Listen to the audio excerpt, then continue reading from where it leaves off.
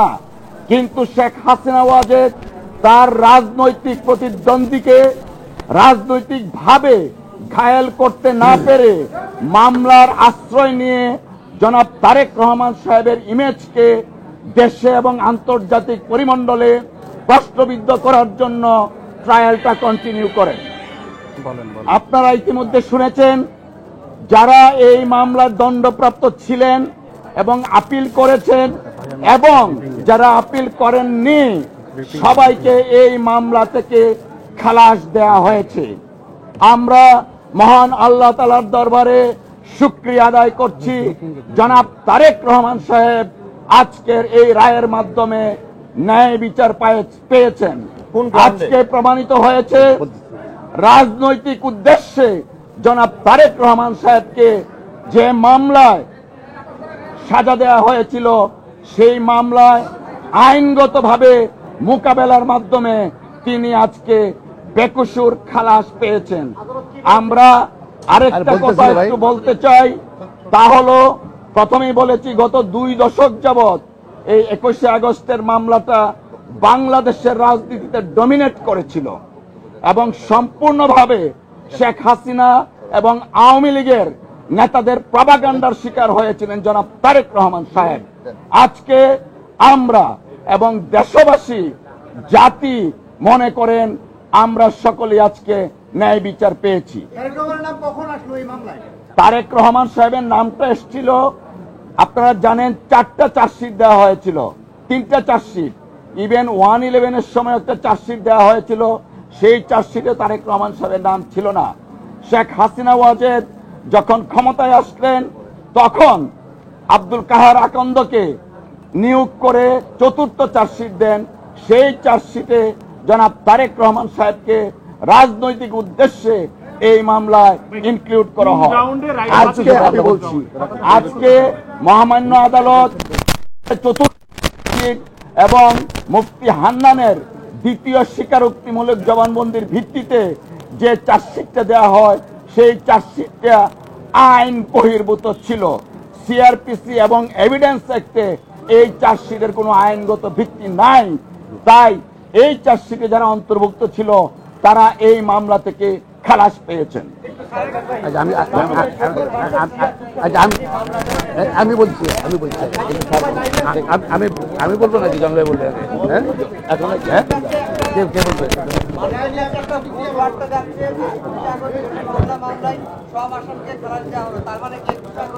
আমি এটা ব্যাখ্যা দেবো। জনতা বিচারটা অবৈধ বলেছে, আপনারা ইতিমধ্যেই শুনেছেন কামাল সাহেব মামলার বর্ণনা দিয়েছেন এবং কিভাবে জাজমেন্টটা দিয়েছেন। এখানে বিষয়টি আরম্ভ হয়েছে জনসভার পারমিশন নিয়ে। জনসভার পারমিশন সরকার দিয়েছিলেন পাশের এবং সরকারকে পরবর্তী পর্যায়ে না জানিয়ে এই বিরোধী দলীয় নেত্রী তিনি ওই স্থান পরিবর্তন করে তিনি এই রাস্তার মধ্যে নিয়ে আসেন এবং এটা ছিল তার উদ্দেশ্য প্রণোদিত যে সরকারি দলকে একটা বেকায়দায় ফেলাবার জন্য তিনি এই কাজটি করেছিলেন এবং সেই জন্য এই যে গ্রেনেড হামলাটা হয়েছিল আমাদের বিশ্বাস তারা রাজনৈতিক উদ্দেশ্য প্রণোদিতভাবে এই গ্রেনেড হামলাটা তখন হয়েছিল এবং সেখানে প্রথম চার্জশিট, দ্বিতীয় চার্জশিট, তৃতীয় চার্জশিট তারেক রহমানের নাম কোথাও উল্লেখ ছিল না।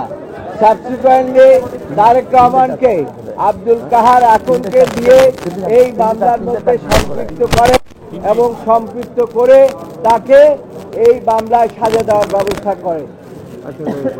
আদালত সমস্ত সাক্ষী প্রমাণ বিশ্লেষণ করেছে, যদিও এখানে সব আলাপ আলোচনা করেছে এবং সাক্ষী প্রমাণ বিশ্লেষণ করে দেখেছে যে সাক্ষীর উদ্দেশ্যে, যে চার্জশিটের উদ্দেশ্যে তাদেরকে সাজা দেওয়া হয়েছে, এমনকি মৃত্যুদণ্ড দেওয়া হয়েছে, এই মৃত্যুদণ্ড টিকতে পারে না। সেখানে 51 DLR এর কথা বলা হয়েছে যে কাউকে মৃত্যুদণ্ড দেওয়া যায় না এবং সেখানে আজীবন সাজাও দেওয়া যায় না।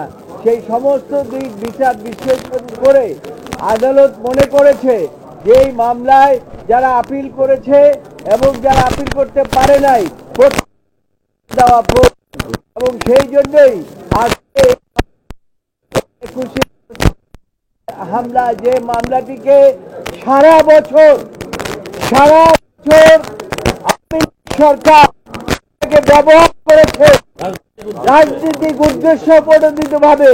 তারা চেয়েছিল যে তারেক রহমানকে এই মামলা দিয়ে চিরজীবন তাকে বাইরে রাখবেন, এমনকি তাকে মৃত্যুদণ্ড দিতে চেয়েছিলেন, কিন্তু আদালত এরকম কোন এভিডেন্স পায় নাই যে তারেককে মৃত্যুদণ্ড দেবেন। যাই হোক, শেষ পর্যন্ত আপনার বাবরকে এবং পিন্টুকে দিয়েছিলেন। আজকে এই জাজমেন্টের মাধ্যমে তাদের সেই মৃত্যুদণ্ড থাকলো যাবজ্জীবন এবং সকলকে আদালত যে আমি এভিডেন্স গুলো সব পর্যালোচনা করেছি, আমি এখানে উল্লেখ করলাম না, কিন্তু এগুলো জাজমেন্টের মধ্যে আপনারা পাবেন এবং সমস্ত কিছু বিচার বিশ্লেষণ করে আজকে সকলকে বেকসুর খালাস দিয়েছে। ধন্যবাদ। আমি একটু আইন পদ্ধতিক আলোচনা করছি, যেটা মাননীয় হাইকোর্ট ডিভিশন যে আইন পদ্ধতিক আলোচনা করছে সে শুধু বলতে চাই। প্রথমত হলো যেটা আনপ্রেসিডেন্টেড একটা মামলায় 111 সময় মহিন আহমদ ফখরুদ্দিন আমাদের চার্জশিট দিয়েছে। পরবর্তী আওয়ামী লীগ ক্ষমতা আসার পর নতুন সিপি সাহেব দরখাস্ত দিয়েছে, তার পরিপ্রেক্ষিতে নতুন আইন নিয়োগ করেছে। কাকে নিয়োগ করেছে? আব্দুল কার আকান, যিনি যার চাকরি চলে গেছিল বিভিন্ন ক্ষমতার সময়। তিনি আওয়ামী লীগের নমিনেশন চেয়েছিল, দলীয় মনোনয়ন চেয়েছিল সেই সময় এবং এমপি হওয়ার জন্য। তাকে পরে চাকরি পুনর্বহাল করে তাকে তদন্ত দায়িত্ব দিয়েছে। এখানে তার রাজনৈতিক প্রতিহিংসাতে প্রতিফলিত হয়েছে। এবং যে উনি যে মুফতি হান্নানকে 100টা সাক্ষী হওয়ার পরে মুফতি হান্নানকে আবার রিমান্ডে নিল। মুফতি হান্নান আগে কিন্তু 164 করেছিল, সেখানে আসামিদের নাম বলেছে, তাদের নাম বলেছে সেগুলো নাই। সাবসিকুয়েন্টলি মুফতি হান্নানকে আব্দুল কাদের আকন্দ আবার রিমান্ডে নিয়ে 100 সাক্ষীর পরে তাকে আবার রিমান্ডে নিয়ে বিচার করে তাকে 160 করেছে। সেই 160 পরে তারেক রহমান সহ অনেকের নাম আনিয়েছে।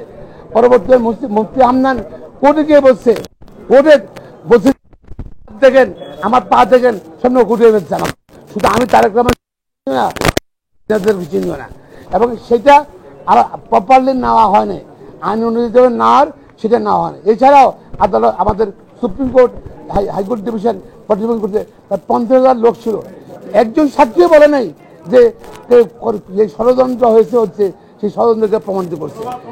একজন সাক্ষী বলে নাই, একজন সাক্ষী বলে নাই যে তারা দেখেছে কে বোয়া মারছে এবং সবকিছু বিবেচনা করে this a case of no evidence এবং কোনো সাক্ষী প্রমাণ আইন করতে হবে নেওয়া হয় নাই। তার পরিপ্রেক্ষিতে আদালত সকল আসামিকে খালাস দিয়েছে, তারেক রহমান সহ তাদেরকে খালাস দিয়েছে। এবং এছাড়া এটা রাজনৈতিক উদ্দেশ্য ছিল।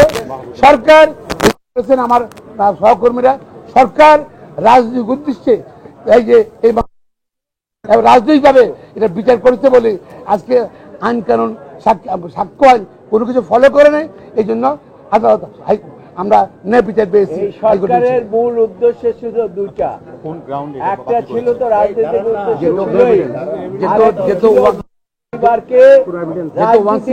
বিদায় করে দেওয়া, এবং সেই জন্য আপনারা জানেন যে বেগম খালেদা জিয়ার বিরুদ্ধে মিথ্যা মামলা দিয়ে তাকে মৃত্যুর মুখে ফেলে দিয়েছিল এবং পরবর্তীতে এই যে তারেক রহমানের বিরুদ্ধে 4টি চার্জশিটের পরে তাকে এই মামলার মধ্যে এনে তাকে মৃত্যুদণ্ড দিয়ে শেষ করতে চেয়েছিল। অর্থাৎ জিয়া পরিবারকে রাজনীতি থেকে চিরবিদায়ের জন্য ছিল। এই সরকার ছিল প্রতিশোধ পরায়ণ এবং তারা এটাকে